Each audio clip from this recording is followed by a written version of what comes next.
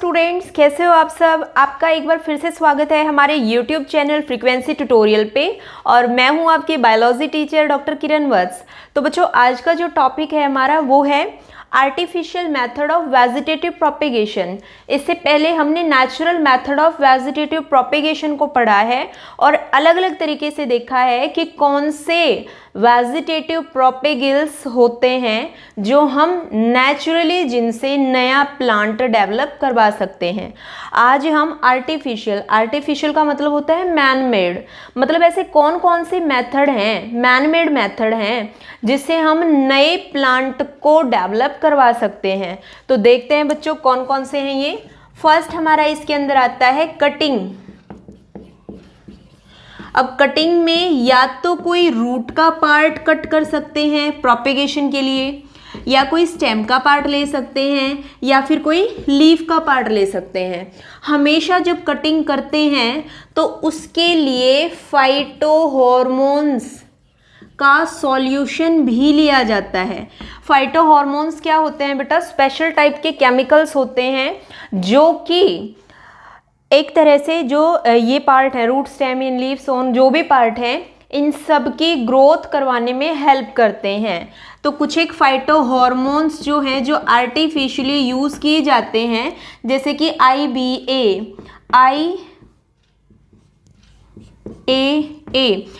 Indole 3 butyric acid and indole 3 acetic acid.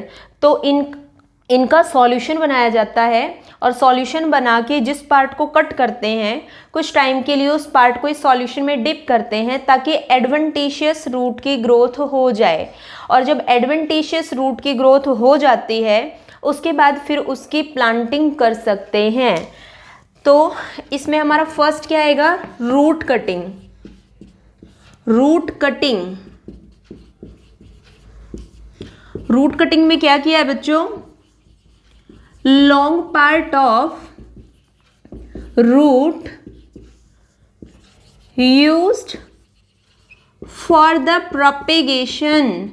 एक root का long part use किया जाएगा प्रोपेगेशन के लिए, ठीक है। तो रूट कटिंग जो है वो जनरली लेमन के केस में या फिर क्या है, ब्लैकबेरी, इनके केस में ऐसा पॉसिबल है। सेकेंड जो है बेटा वो है हमारा स्टेम कटिंग। और जो स्टेम कटिंग है वो काफ़ी लोकल मेथड होता है आर्टिफिशियल वेजिटेटिव प्रोपेगेशन का। तो स्टेम कटिंग में क्या करते हैं बच्चों? स्टेम कटिंग में लगभग 20 से 30 सेंटीमीटर लॉन्ग पीस लेते हैं स्टेम का और 1 ईयर ओल्ड प्लांट से लेते हैं, ठीक है। तो क्या कहा मैंने? 20 से 30 सेंटीमीटर लॉन्ग पीस लेंगे हम स्टेम का और 1 ईयर ओल्ड प्लांट से कटिंग करके हम लेते हैं। अब क्या करते हैं, जो स्टेम जो है उसका एक पार्ट जो है उसको डिप किया हमने। किसके अंदर डिप किया? जो यहाँ पे हमारा सॉल्यूशन था। किसका सॉल्यूशन? फाइटोहॉर्मोन्स का। उसमें डिप कर दिया। डिप करने के कुछ टाइम के बाद जब यहाँ से कौन सी रूट, एडवेंटिशियस रूट्स की ग्रोथ हो जाएगी, तब हम क्या करेंगे, उसके इसी पार्ट को सोयल के अंदर डिप कर देंगे। उससे क्या होगा, एक नेचुरल कंडीशन मिल जाएगी उनको और वहाँ से फर्दर उसका प्रोपेगेशन हो जाएगा। रोज़ के अंदर या फिर और बहुत सारे शुगर केन के अंदर ऐसा पॉसिबल है। थर्ड जो है कटिंग में वो है हमारा लीफ कटिंग।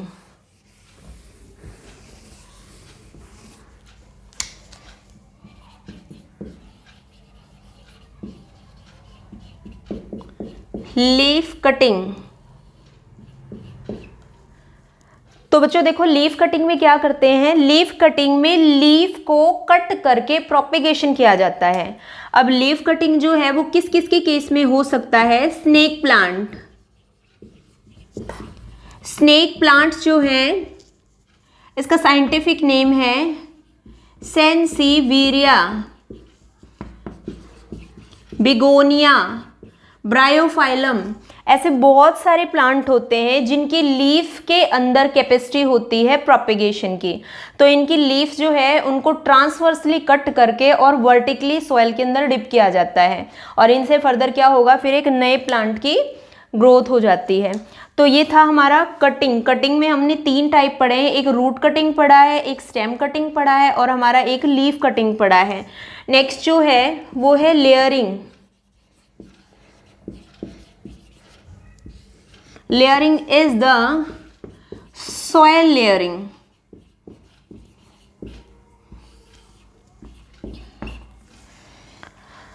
अब देखो इस सॉइल लेयरिंग में क्या होगा बेटा, जिस पार्ट को हम कट करेंगे उस पार्ट को हम सॉइल से लेयर कर देंगे, सॉइल से पूरा कवर कर देंगे, प्लस उसके उस सॉइल के साथ हम क्या डालेंगे, कुछ एक फाइटो हार्मोन्स, मॉइस्चर, ये सब चीज़ें।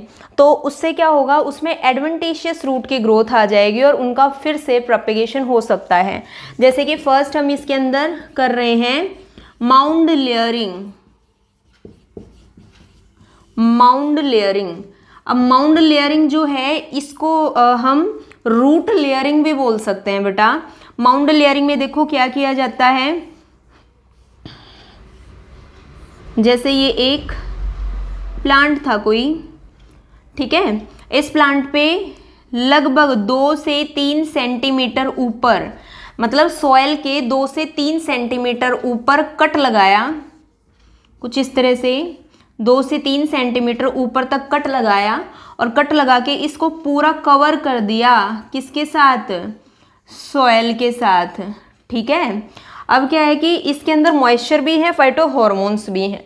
कुछ टाइम के बाद क्या होगा, यहाँ से छोटी छोटी लीफी स्टेम बाहर निकलना स्टार्ट हो जाएंगी, लीफी स्टेम बाहर निकलना स्टार्ट हो जाएंगी, और वो लीफी स्टेम जो है इनको अब यहाँ से एक एक करके सेपरेट कर देंगे और अलग अलग जगह पे प्रोपेगेट कर सकते हैं।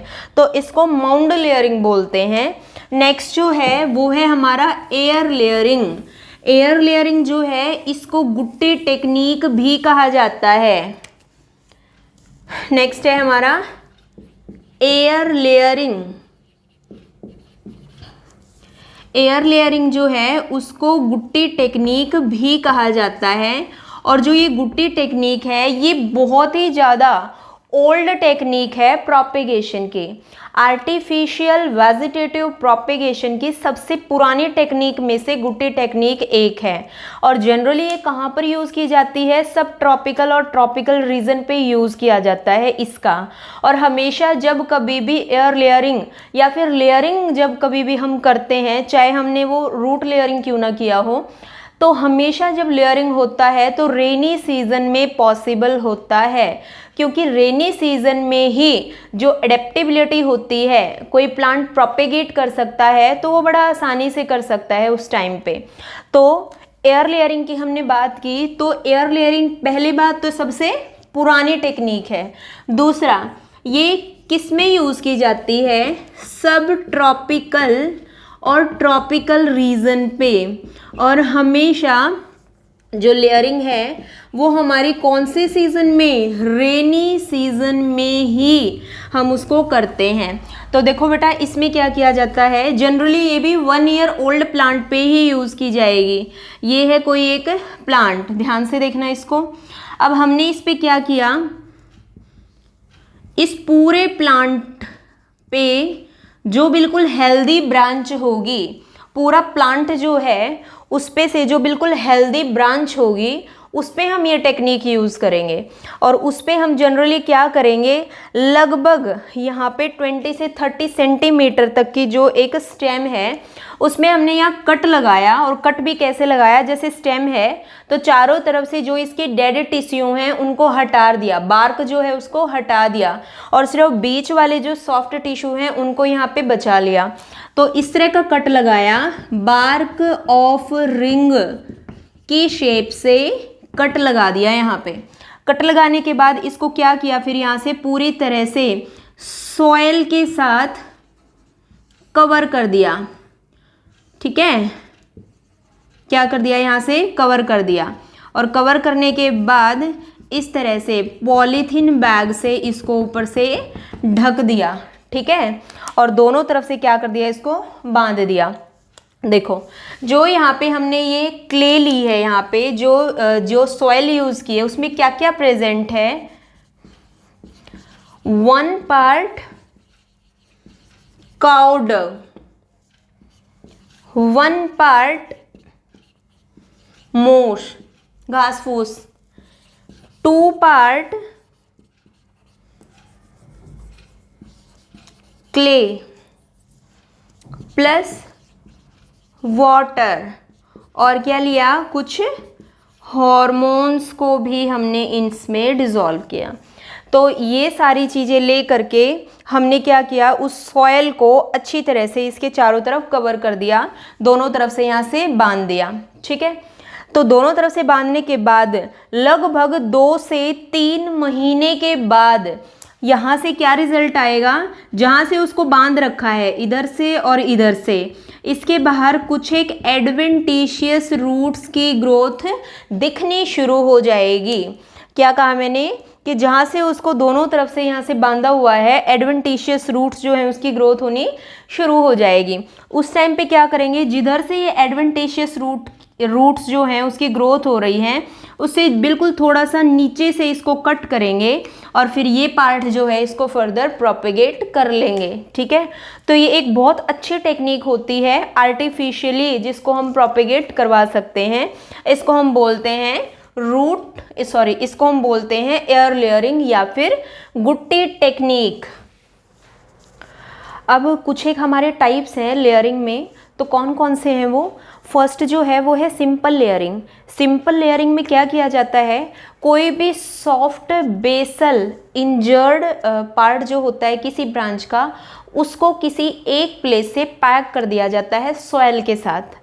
ठीक है, मतलब पर्टिकुलर क्या है, कोई सॉफ्ट बेसल पार्ट जो है इंजर्ड ब्रांच का, उसको क्या है किसी एक प्लेस से ही पैक करते हैं सॉइल के साथ।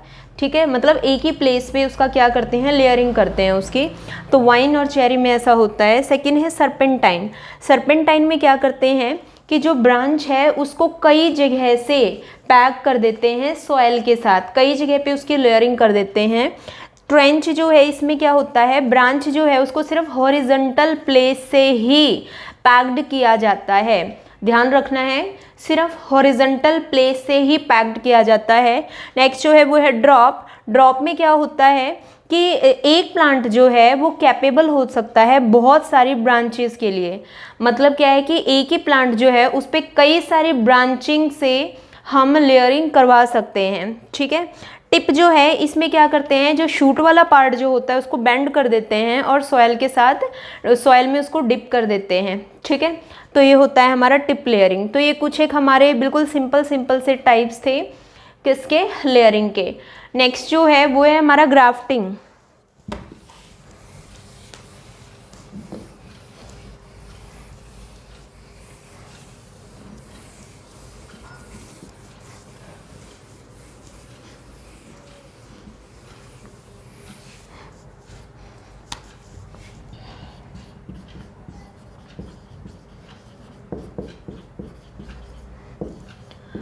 ग्राफ्टिंग होता क्या है, ग्राफ्टिंग का मतलब होता है कि कोई भी अलग अलग 2 पार्ट ले लेंगे हम प्लांट के, एक का लेंगे रूट वाला पार्ट और एक का ले लेंगे शूट वाला पार्ट।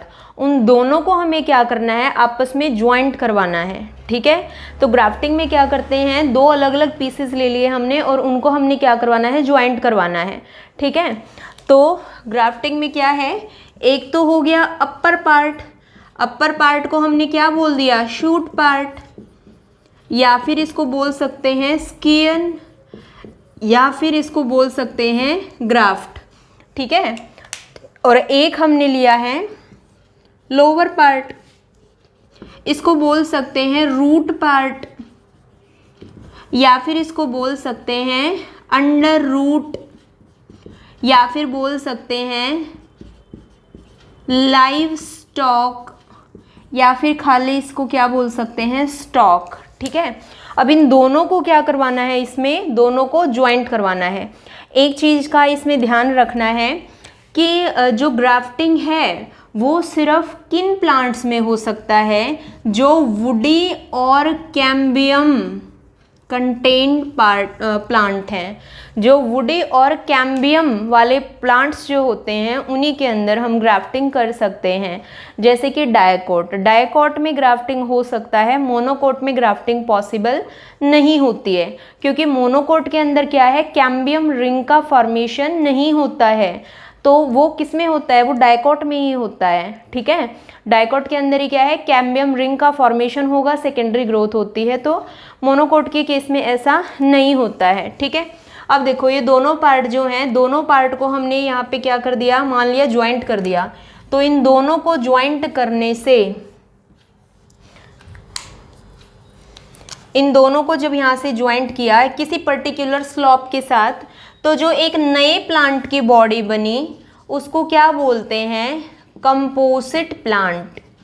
क्या बोलते हैं उसको, कंपोजिट प्लांट बोलते हैं। ठीक है, अब देखो जब हमने, क्योंकि ये वाला पार्ट जो है ये भी किसी डायकोट प्लांट का होगा, ये भी किसी डायकोट का होगा, तो जब इन दोनों को आपस में जोड़ते हैं तो किस तरह से जोड़ते हैं, सिर्फ और सिर्फ जो कैम्बियम पार्ट है, कैम्बियम टू कैम्बियम ही ज्वाइनिंग करते हैं, और आपस में इन दोनों की कैम्बियम सेल ही मिल करके यहाँ पे क्या बनाती हैं, कैलस बना देती हैं, मतलब अनडिफरेंशिएटेड मास बना देती हैं सेल का। और उसके बाद क्या है, इनकी ज्वाइनिंग हो जाती है, फिर क्या है, इनकी एक प्लांट की बॉडी तैयार होनी स्टार्ट हो जाती है। तो जो नया जो बना उसको हमने क्या बोल दिया, कंपोजिट प्लांट बोल दिया। अब जो ग्राफ्टिंग है उसमें हमारी कई टेक्निक होती हैं कि अलग अलग प्लांट पे हम ग्राफ्टिंग को किस किस तरह से कर सकते हैं। तो एक बार देखते हैं इनके फर्दर टाइप्स कि ग्राफ्टिंग जो है वो किस तरह से हो सकता है अलग अलग प्लांट्स के केस में।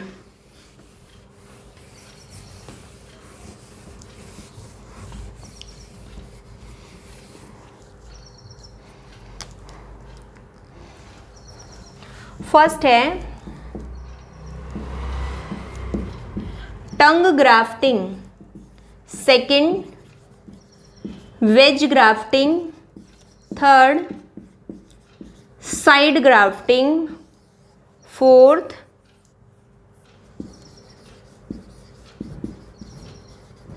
Approach grafting, and fifth and last crown grafting. ठीक है, यहाँ से शुरू करते हैं क्राउन ग्राफ्टिंग से।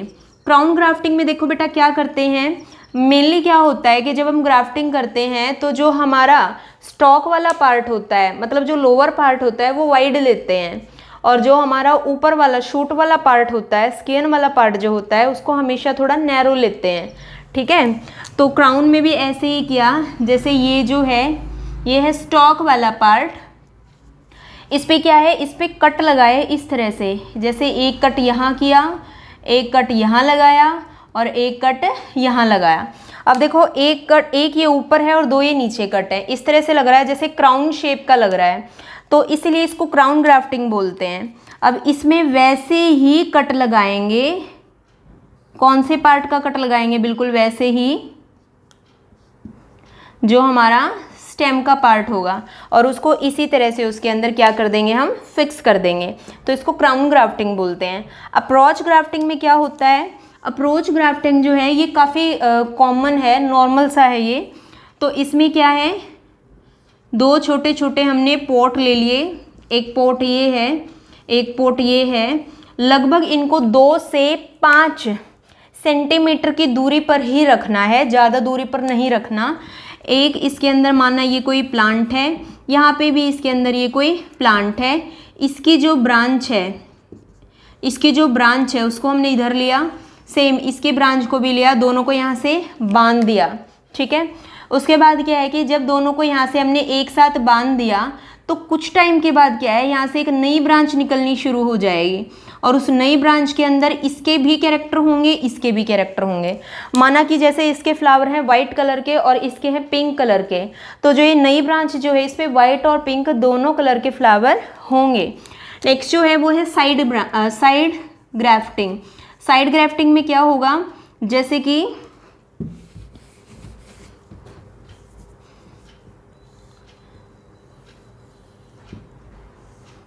ये है एक उसका रूट वाला पार्ट है, इसको साइड से कुछ इस तरह से वी शेप से कट लगाया, और बिल्कुल ऐसा ही कट जो है वो स्टेम वाले पार्ट पे भी लगाया। ठीक है, स्टेम वाले पार्ट को आगे से बिल्कुल शार्प कर दिया, और शार्प करके उसको इसके अंदर इंसर्ट कर दिया। ठीक है, इंसर्ट करके उसको कुछ टाइम के लिए क्या करेंगे, हम यहाँ से पूरी तरह से कवर कर देंगे, बांध देंगे। और उसके बाद क्या है कि जो ये वाला जो पार्ट है जिसको इसके अंदर इस तरह से फिट कर रखा है, ये आपस में फिक्स हो जाएंगे, और इन दोनों के कैरेक्टर जो है वो ऐसा लगेगा जैसे एक ही प्लांट के अंदर आ रहे हों। ठीक है, नेक्स्ट जो है वो है हमारा वेज ग्राफ्टिंग। वेज ग्राफ्टिंग में क्या करते हैं, वी शेप का कट लगाते हैं। जैसे ये रूट वाला पार्ट था तो इसमें इस तरह से कट लगाया, और इसके ऊपर क्या है कि अपर जो शूट वाला पार्ट है उसको इस तरह से इसमें इंसर्ट कर दिया। ठीक है, नेक्स्ट जो है वो है टंग। टंग में क्या करते हैं, कोई भी एक एंगुलर कट लगाएंगे हम, जैसे कि ये लगाया, और इसके ऊपर बिल्कुल वैसा ही कट लगाएंगे, वैसा ही कट लगा के एक नया जो स्टेम का पार्ट है उसको इसके अंदर क्या कर देंगे, हम फिक्स कर देंगे। ठीक है, तो ये जो थे ये हमारे कुछ एक फर्दर टाइप्स थे ग्राफ्टिंग के, कि ग्राफ्टिंग जो है वो किस किस तरह से हो सकता है। अब नेक्स्ट जो है वो है हमारा बड ग्राफ्टिंग। नेक्स्ट जो है हमारा वो है बड ग्राफ्टिंग।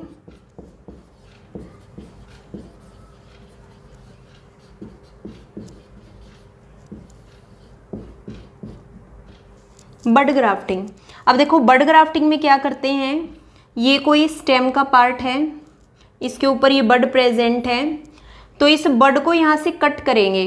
कट करेंगे क्या, अंदर तक जो इसका कैम्बियम वाला पार्ट है वहाँ तक इस पर कट लगा देंगे पूरा, मतलब बड वाला जो पार्ट है बार्क के साथ और अंदर जो कैम्बियम है वहाँ तक कट लगा दिया इसको। एक फिर स्टॉक वाला पार्ट लेंगे, स्टॉक वाले पार्ट पे बिल्कुल वैसा ही कट लगाएंगे जैसा इस बड का कट था, कुछ इस तरह से। ठीक है, और फिर जो ये वाला पार्ट है उसको क्या कर देंगे, इसके अंदर इंसर्ट कर देंगे, ये इसके अंदर इंसर्ट कर दिया। ठीक है, और इंसर्ट करने के बाद इसको क्या कर देंगे, यहाँ से कवर कर देंगे। ठीक है, कुछ एक ग्राफ्टिंग वैक्स होती है उसे कवर कर देंगे लगभग 3 से 5 वीक के बाद। ठीक है, 3 से 5 वीक के बाद जब हमने इसके ऊपर से इस प्लास्टर को रिमूव किया तो हम क्या करेंगे, हम देखेंगे कि यहाँ पे कुछ एक, मतलब ये जो पार्ट है ये पूरा क्या हो चुका है, नॉर्मल, मतलब पता भी नहीं लग रहा कि यहाँ पे बड जो है उसको इंसर्ट किया था। अब हम ये स्टॉक वाला पार्ट जो है इसके ऊपर जो लीव्स वगैरह दे रखे हैं उसको रिमूव करेंगे, और जहाँ से ये ग्राफ्टिंग की है इससे ऊपर यहाँ से कट लगा देंगे, और कट लगा करके इस पार्ट को फिर से प्रोपेगेशन के लिए यूज़ कर सकते हैं। ओके, तो ये था हमारा बड ग्राफ्टिंग में। नेक्स्ट जो है हमारा वो है माइक्रो प्रोपेगेशन। अब माइक्रो प्रोपेगेशन होता क्या है, माइक्रो प्रोपेगेशन को हम प्लांट टिश्यू कल्चर भी बोलते हैं।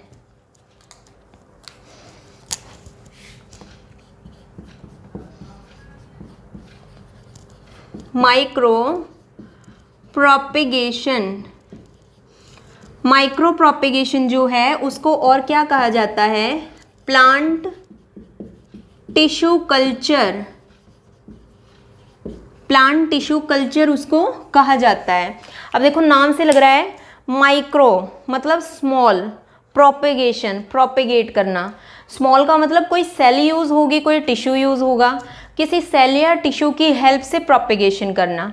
ठीक है, और प्लांट टिश्यू कल्चर, नाम से लग रहा है प्लांट के अंदर टिश्यू से कल्चरिंग करवाना। देखो ये क्या है, लेबोरेटरी के अंदर इसको किया जाता है। लेबोरेटरी में हमने ये एक टेस्ट ट्यूब को लिया, ये टेस्ट ट्यूब है, और टेस्ट ट्यूब के अंदर यहाँ पे हमने न्यूट्रिएंट मीडियम को लिया।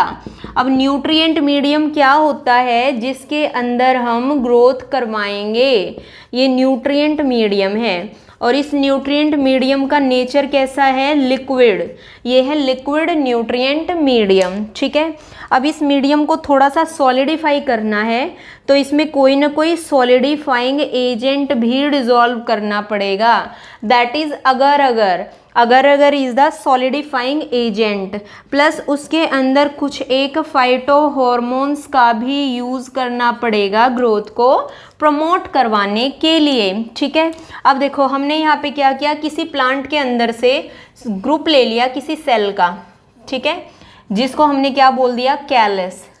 सेल का ग्रुप ले लिया जिसको बोल दिया कैलस। सो कैलस क्या है बेटा, it is the undifferentiated mass of cell. Undifferentiated mass of cell, किसी प्लांट में से ग्रुप ले लिया और उसको हमने क्या कर दिया, कुछ इस तरह से सॉल्यूशन में डाल दिया। और सॉल्यूशन में डालने के बाद हमने क्या कर दिया, इस टेस्ट ट्यूब को पूरी तरह से कवर कर दिया कॉटन की हेल्प से। ठीक है, कवर कर दिया। और ये क्या है, इसके अंदर कैलस है। ठीक है, कुछ वीक के बाद हमने क्या देखा, इसमें रिजल्ट क्या देखा कि जो ये टेस्ट ट्यूब है इसमें जो ये हमारा न्यूट्रिएंट मीडियम था, सॉलिडिफाइंग एजेंट डालने से ये कैसा हो गया, थोड़ा सा सेमी सॉलिड टाइप का हो गया। और जो यहाँ पे ये कैलस था, जो कैलस जो था उसकी थोड़ी सी ग्रोथ हो चुकी है, ये जो नया स्ट्रक्चर इस कैलस से बना है उसको बोल दिया एम्ब्रियोइड। क्या बोल दिया, एम्ब्रियोइड। अभी भी जो टेस्ट ट्यूब है उसको ऊपर से कवर कर रखा है। उसके बाद फिर से कुछ वीक के लिए एज इट इज़ छोड़ दिया। फिर से जो टेस्ट ट्यूब है इसमें हमने देखा कि भाई जो ये मीडियम है ये तो सॉलिडिफाई हो गया, सेमी सॉलिड टाइप का हो गया था। और जो टेस्ट ट्यूब है उसके अंदर हमने देखा कि जो ये हमारा एम्ब्रियोइड है अब ये किस में चेंज हो गया, ये स्मॉल प्लांटलेट में। किस में हो गया, स्मॉल प्लांटलेट में। छोटी छोटी प्लांटलेट की ग्रोथ हो रखी है उसमें से। अब क्या किया, ऊपर से कॉटन को हटाया, इस प्लांटलेट को बाहर निकाला और एनवायरमेंटल कंडीशन में सॉइल के अंदर इसको प्लांटिंग इसकी कर दी। ठीक है, तो ये होता है बेटा माइक्रो प्रोपेगेशन। अब माइक्रो प्रोपेगेशन जो है इसके फ़ायदे क्या क्या होते हैं, एडवांटेज क्या क्या होती हैं, तो एडवांटेज एक बार देख लेते हैं इसकी। तो एडवांटेज देखते हैं बेटा क्या क्या होती है माइक्रो प्रोपेगेशन की।